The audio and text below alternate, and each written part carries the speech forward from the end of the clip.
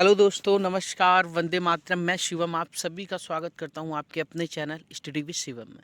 दोस्तों, Allahabad high court group D mains की परीक्षा देने जा रहे हैं सभी कैंडिडेट्स के लिए मैं एक बहुत ही इम्पोर्टेंट टॉपिक लेकर के आया हूं। देखिए, आपके इंग्लिश सेक्शन में पूछे जाने वाला वन वर्ड सब्स्टिट्यूशंस, ठीक है, जो कि आपका 2 से 3 नंबर में पूछा जाता है। हाँ, पिछले प्री के एग्ज़ाम में भी आपको यहाँ से 2 क्वेश्चन देखने को मिले थे।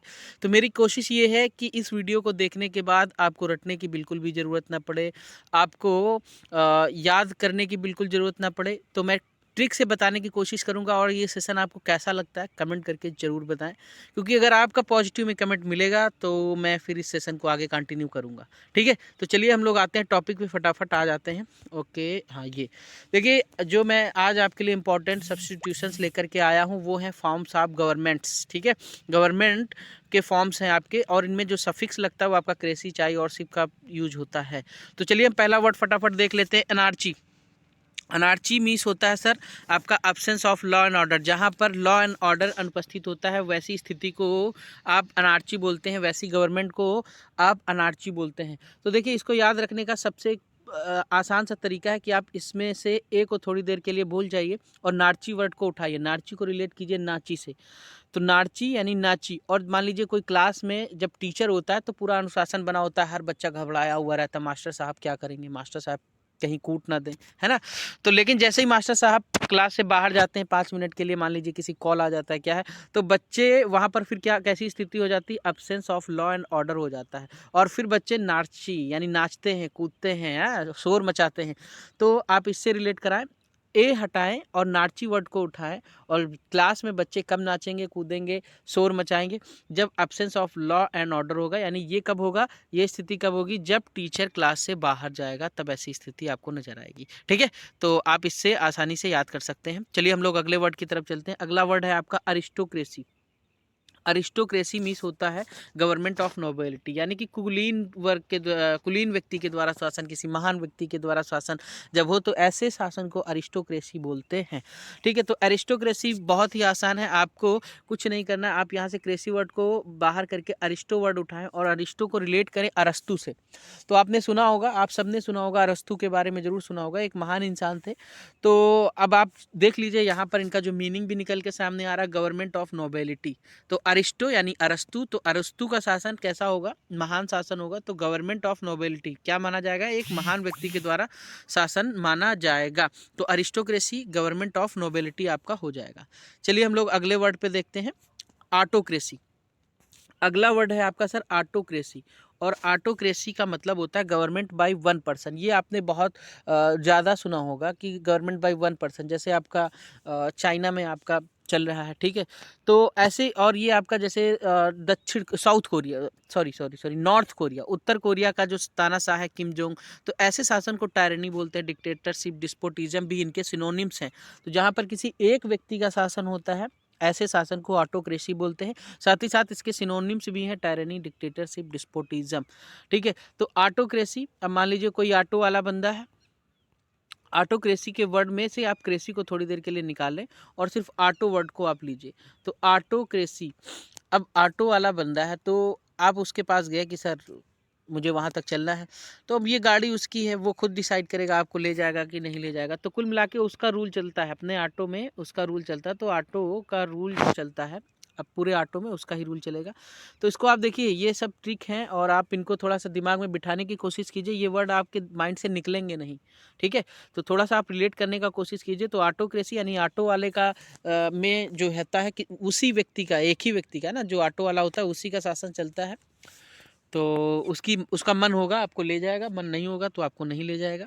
चलिए आगे हम बात करते हैं, और ये वर्ड्स आप जरूर याद रखिएगा क्योंकि ये वर्ड्स भी कई बार आपके एग्जाम्स में देखने को मिले हैं। हो सकता है इलाहाबाद हाई कोर्ट में आए हों, आपके एसएससी 10, एसएससी सीजीएल, एसएससी 10+2 में ऐसे वर्ड देखे गए हैं। आपके इलाहाबाद ग्रुप सी का जो आपका इंग्लिश सेक्शन होता है वहाँ पर भी ऐसे वर्ड्स देखने को मिलते हैं। इनको जरूर आप अच्छे से प्रिपेयर कर लेंगे। चलिए हम अगले वर्ड पे आते हैं, ऑटोनॉमी है आपका अगला वर्ड। और ऑटोनॉमी का मतलब होता है the right of self government, मतलब स्वशासन, अपनी मर्जी का, अपनी मर्जी का मालिक, ऑटोनॉमी। तो इंडिपेंडेंस और सॉवरेनिटी आपकी इसके सिनोनिम्स हैं। तो ऑटोनॉमी में देखिए, ऑटोक्रेसी में किसी एक व्यक्ति का द्वारा शासन माना गया है, और ऑटोनॉमी में अपने खुद का शासन को बोला गया है ना, खुद का, मनमौजी हूँ मैं, है ना, जैसे आते हैं मनमौजी और किसी की ना सुनने वाले, इस तरीके के इंडिपेंडेंस जो हो, सॉवरेनिटी है, तो इनको ऑटोनॉमी माना जाता है। कोई विशेष चीज़ नहीं है जो आपको याद रखने में कठिन हो। तो चलिए हम लोग अगले वर्ड पे चलते हैं। ब्यूरोक्रेसी आपने देखा, अगला वर्ड है आपका सर ब्यूरोक्रेसी। और ब्यूरोक्रेसी का मतलब होता है administration by officials. Administration by officials आपका मतलब होता है ब्यूरोक्रेसी का। तो देखिए, ब्यूरोक्रेसी में से आप जो है,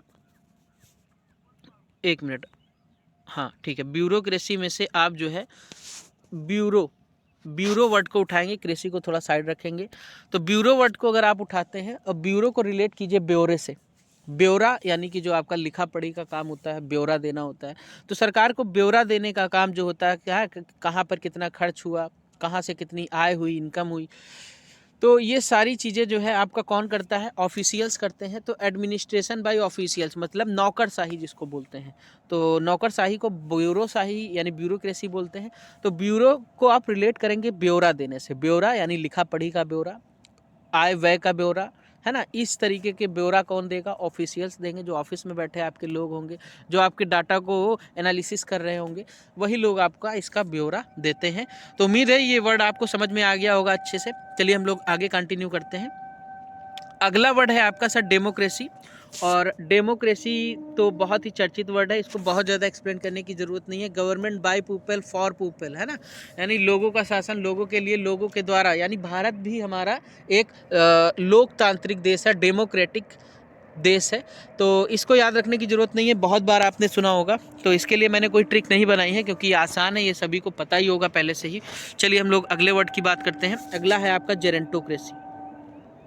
अगला सर है आपका वर्ड जेरेंटोक्रेसी, मतलब governing body consists of Elder and old age people, है ना, जो बड़े बूढ़ों के द्वारा शासन होता है उसको बोलते हैं जेरेंटोक्रेसी। ठीक है, तो इसको याद करने का जो ट्रिक है, देखिए, आप कुछ नहीं करना है, आपको यहाँ से जीई को जो है थोड़ा सा निकाल देना है। हाँ, जीई को आप थोड़ी देर के लिए भूल जाइए और रोंटो को याद रखिए। क्रेसी को भी यहाँ से हटा दिए, रोंटो रोंटो रोंटो रोंटो, आपको सिर्फ रोंटो पर कॉन्सेंट्रेट करना है।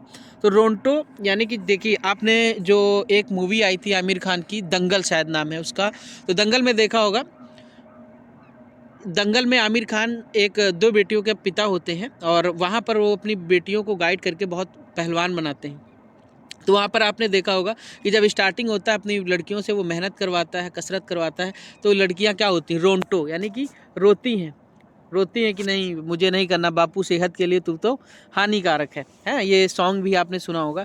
तो बापू सेहत के लिए तू तो हानिकारक है, यानी कि आपका जब भी एल्डर्स एंड ओल्ड एज के पीपल के द्वारा शासन होगा, अनुशासन होगा, तो ये कहीं ना कहीं बच्चों को और यंग लोगों को थोड़ा सा खलता है, लेकिन ये उनके सही के लिए ही होता है, क्योंकि वो लोग बहुत अनुभवी हैं, हमारे आदर्श हैं, हमारे पूज्य हैं। तो हम लोगों को जो है उनकी बात को सुनना चाहिए, लेकिन कभी कभी उनकी जो है कुछ चीज़ें हम लोगों के समझ से परे होती हैं। खैर, उन सब पे नहीं आते। तो आप ये समझ लीजिए कि जब भी ऐसा अक्सर गांव में देखा जाता है, सम्मिलित घरों में देखा जाता है कि governing body consist of Elder and old age people, वहाँ के बड़े बूढ़ों के द्वारा घर का शासन होता है। तो ऐसी स्थिति में बच्चों को फुल आज़ादी नहीं मिल पाती, खेलने का समय नहीं मिल पाता है, या फिर बहुत सारा काम भी करना पड़ सकता है। सबकी अपनी अपनी एक जिम्मेदारी होती है ना। तो खैर कुछ नहीं, आपको सिर्फ रोंटो लेना है कि जब भी बड़े बूढ़े व्यक्तियों का शासन होगा, घर पर होता है, तो बच्चों का थोड़ा सा कहीं ना कहीं मुझे अब आपको आदेश दे दिया गया, अगर कहीं शादी में जा रहे हैं 9 बजे तक घर आपको वापस आ जाना है ना। तो इस तरीके से अब आप वहाँ पर दोस्तों के साथ मस्ती करना चाहते हो, डीजे पे डांस करना चाहते हो, तो कुल मिला के आप रोते हुए हैं, मन में रोते हुए या किसी भी तरीके से गुस्से में आप आते हो, तो यहाँ से आप जर को हटा के, जी को हटा के रोंटो पे कॉन्सेंट्रेट करें। देखिए, ये सिर्फ आपको रिलेट कराने के लिए है, बाकी क्या है, कुछ नहीं मतलब है आपसे, आपको सिर्फ रिलेट कराना है कि रोंटो यानी कि बड़े रोते कब है, जब बड़े बूढ़ों का शासन होता है, प्रशासन होता है, उनका अनुशासन होता है, तो अक्सर स्टार्टिंग में सब बच्चे रोते हैं। अगर हम लोग अगले वर्ड की तरफ आते हैं, हेजी आर्ची आपका अगला वर्ड है। गवर्नमेंट बाय प्रिस्ट, प्रिस्ट का मतलब होता है आपके साधु सन्यासी, संत, पुरोहित, है ना, मौलवी, इस तरीके के लोग जो होते हैं आपके प्रिस्ट माने जाते हैं। तो हेजी आर्ची आपका होता है। देखिए, यहाँ से आपको हाँ, आर्ची आपको शब्द हटा देना है और हाजी लेना। हाजी आपको लेना। तो हाजी हाजी हाजी हाजी हाजी, तो जब भी कोई आपके घर साधु संत या गुरुजन कोई भी आते हैं तो आप देखते हैं आप हाथ जोड़ के उनके चरणों में हाजी हाजी हाजी क्या करते हैं। वो जो भी आपको ज्ञान की बातें बताते हैं, जो भी आपको गुरु मंत्र देते हैं, है जो भी आपको सही और गलत की शिक्षा देते हैं, आप उसको बिना किसी सवाल के हाँ जी करके उसको आप ग्रहण करते हो। तो हाजी जब भी आएगा तो आपको रिलेट कराना है कि जरूर किसी साधु संत या फिर किसी पुजारी की बात हो रही होगी। तो पृष्ठ का मतलब ऐसे ही धार्मिक लोगों से होता है, तो उनकी बात को कोई टालता नहीं है, उनकी बात को सब लोग सिरोधारी करते हैं। तो हाजी आर्ची यानी कि हाजी वर्ड को आप सिर्फ लेंगे, आर्ची को थोड़ी देर के लिए बाहर करेंगे, तो इस तरीके से आपका हाजी आर्ची हो जाएगा गवर्नमेंट बाई पृष्ठ। ठीक है, तो चलिए हम लोग अगले वर्ड पर आते हैं। आपका अगला वर्ड है नियोक्रेसी। सर नियोक्रेसी का मतलब होता है government by N experienced person people. तो जब किसी एक्सपीरियंस्ड पर्सन के द्वारा, है ना, अनुभवी व्यक्ति के द्वारा शासन किया जाता है, तो ऐसे शासन को नियोक्रेसी बोलते हैं। अनुभवी व्यक्ति के द्वारा जो शासन किया जा रहा है तो वैसे को नियोक्रेसी बोलेंगे। नियोक्रेसी का मतलब आप देखिए, क्रेसी को थोड़ी देर के लिए आप बाहर निकाल दीजिए और क्रेसी को निकाल कर आप सिर्फ नियो वर्ड को उठाइए। नियो वर्ड पे आपको कॉन्सेंट्रेट करना है, नियो नियो नियो। ठीक है, अब नियो मतलब आपको कोई नई कार लेनी है, आपको कोई नया फ़ोन लेना है, आपको कोई भी बड़ी चीज़ नई लेनी है, तो आप क्या करेंगे, आप अपने जानने जो भी आपके जानकार मित्र होंगे, दोस्त होंगे, परिवार के लोग होंगे, तो जो भी उस फील्ड का जानकार होगा आप उसको पकड़ेंगे। कोई भी नियो यानी नई चीज़ हमको लेनी, नई कार लेनी है, तो मुझे ये पता है कि नहीं मेरे चाचा जी जो हैं वो कार मैकेनिक रहे हैं या फिर उनको कार के बारे में बहुत ही अच्छा अनुभव रहा है, तो हम लोग उनसे बात करेंगे, उनसे चर्चा करेंगे कि चाचा कौन सी कार ठीक आ रही है, क्या है, तो उनको साथ लेके जाएंगे। तो एक्सपीरियंस है, क्यों? क्योंकि उनको एक्सपीरियंस है। तो जब भी हमें कोई नई चीज़ खरीदनी होगी, कोई नई चीज़ खरीदनी होगी, तो हम लोग क्या करेंगे, हम लोग नियोक्रेसी यानी कि नई चीज़ लेने के लिए हम लोग किसी एक्सपीरियंस्ड पर्सन से मुलाकात करेंगे, चाहे वो हमारे मित्र हों, हमारे रिश्तेदार हों, तो उनका एक्सपीरियंस लेंगे, क्योंकि एक्सपीरियंस लेंगे तो फिर हमें नुकसान नहीं होगा और हमें हमारे लिए ही अच्छा होगा। तो नियोक्रेसी जब भी आए आपको नियो पे कॉन्सेंट्रेट करना है, और नई चीज़ जब भी आप लेने जाओगे तो किसी एक्सपीरियंस्ड पर्सन के साथ, किसी एक्सपीरियंस्ड पीपल के साथ ही आप जाना पसंद करेंगे। आप इस चीज़ को रिलेट कराएंगे। ठीक है, चलिए हम लोग आगे देखते हैं अगला वर्ड हमारा क्या है। अगला है आपका ओचलोक्रेसी। मॉब रूलिंग होता है इसका मतलब। मॉब रूलिंग का मतलब ये हो गया सर, भीड़ के द्वारा जो शासन व्यवस्था हाथ में आ जाती है। मान लीजिए कहीं दंगा हो गया तो फिर पूरी तरीके से स्थिति भीड़ के नियंत्रण में हो जाती है। हाँ, अब भीड़ क्या करती है आपको पता है। बहुत बार मतलब तोड़ फोड़ करना, तमाम तरीके की जो है अराजकता फैला देना मॉब रूलिंग कहलाता है।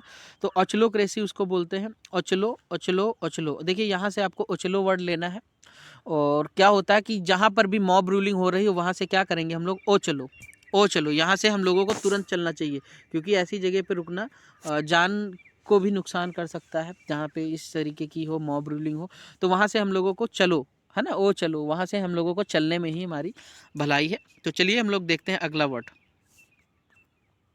देखिए आपका अगला वर्ड है दोस्तों ओलिगेसी। और ओलिगेसी मतलब होता है government by a few person और स्मॉल ग्रुप ऑफ पर्सन। कुछ व्यक्तियों के द्वारा या एक छोटे ग्रुप के द्वारा जो शासन किया जाता है उसको ओलिगेसी बोलते हैं। और ओलिगेसी में देखिए आपको क्या लेना है, ओलीगेसी। देखिए ओली को आप रिलेट कराएंगे कोहली से। ओलीगेसी यानी कोहली, और कोहली को कोई फ्यू पर्सन नहीं लाइक करते हैं, कोई फ्यू पर्सन कोहली को लाइक नहीं करते हैं, बहुत बड़ी संख्या में उनको लाइक करते हैं। कोई स्मॉल ग्रुप उनको जो है लाइक नहीं करता है। कोहली को पूरा भारत ही नहीं बल्कि विश्व के तमाम देशों में उसके लाखों करोड़ों फॉलोअर्स हैं। तो ओली जब भी आए, ओलीगेसी, तो आप कोहली से रिलेट करेंगे। और जस्ट इसका अपोजिट होगा कि जब कोहली को लाखों करोड़ लोग पसंद करते हैं तो हमारे दिमाग में ये बात आनी चाहिए कि फ्यू पर्सन, है ना। तो government by a few person, यानी कि कोहली किनके दिलों पे राज करता है, फ्यू पर्सन के नहीं, करोड़ों लोगों के दिलों पे राज करता है। तो इसका जस्ट आप अपोजिट लेने की कोशिश करेंगे। देखिए आपको रिलेट कराना है, आपको अपने दिमाग में ये चीज़ें बैठानी है। तो ओलीगेसी जब भी आए आपको कोहली के बारे में सोचना है। कोहली लाखों करोड़ों लोगों के दिलों में बसता है, राज करता है, ना कि कुछ पर्सन, फ्यू पर्सन और स्मॉल ग्रुप्स ऑफ, ना तो कोई छोटे ग्रुप में बल्कि बहुत विशाल ग्रुप है कोहली का। चलिए हम लोग अगले वर्ड की तरफ बढ़ते हैं। अगला वर्ड है आपका प्लूटोक्रेसी। तो देखिए दोस्तों, प्लूटोक्रेसी का मतलब होता है government by the वेल्थिस्ट person. वेल्थिस्ट person यानी कोई एक शक्तिशाली, है ना, पूंजीपति, इस टाइप का व्यक्ति जो रिच पर्सन होता है उसको बोलते हैं प्लूटोक्रेसी।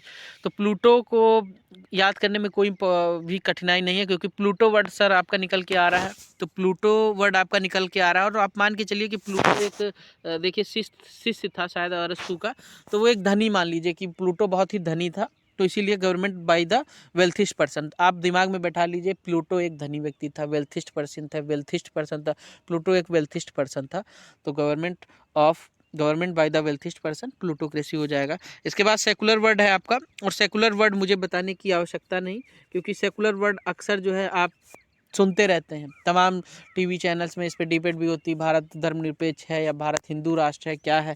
तो नॉन रिलीजियस गवर्नमेंट, है ना, जो कि धर्मनिरपेक्षता की बात करता हो, ऐसे राष्ट्र को, ऐसी सरकार को आप सेकुलर बोलते हैं। प्रोफेन इसका सिनोनिम्स होगा। चलिए हम लोग अगले वर्ड पर आते हैं। अगला है आपका मोनार्ची, और मोनार्ची का मतलब होता है रूल बाय अ किंग और क्वीन, यानी राजशाही। तो राजशाही जब भी एक राजा या एक रानी के द्वारा शासन होगा, तो ऐसे शासन को मोनार्ची बोलते हैं, ठीक है, मोनार्ची। तो चलिए इसको थोड़ा सा आप देख लीजिएगा, इसका ट्रिक अभी मुझे समझ नहीं आ रहा है, तो इसको आप जो है अच्छे से लर्न कर लेंगे। इसके बाद हम आते हैं थियार्ची, और थियार्ची का मतलब होता है गवर्नमेंट बाय द गॉड, ठीक है। तो गॉड के द्वारा जो शासन होता है उसको थियार्ची बोलते हैं। और आपने वर्ड सुना होगा, बहुत बार सुना होगा, थिस्ट वर्ड आपने सुना होगा। तो थिस्ट का मतलब होता है जो भगवान में विश्वास करता है, और थियार्ची मतलब भगवान का ही शासन। तो वहाँ से आप इसको रिलेट कराएंगे, है ना। तो चलिए दोस्तों, इसके बाद में क्या है कि वीडियो को आप दोस्तों लाइक करेंगे, चैनल को सब्सक्राइब करेंगे, और ये कैसा लगा है जो भी ट्रिक बताई गई हैं आपको, अगर आपको पसंद आई है तो आप सर कमेंट करके ज़रूर बताएंगे।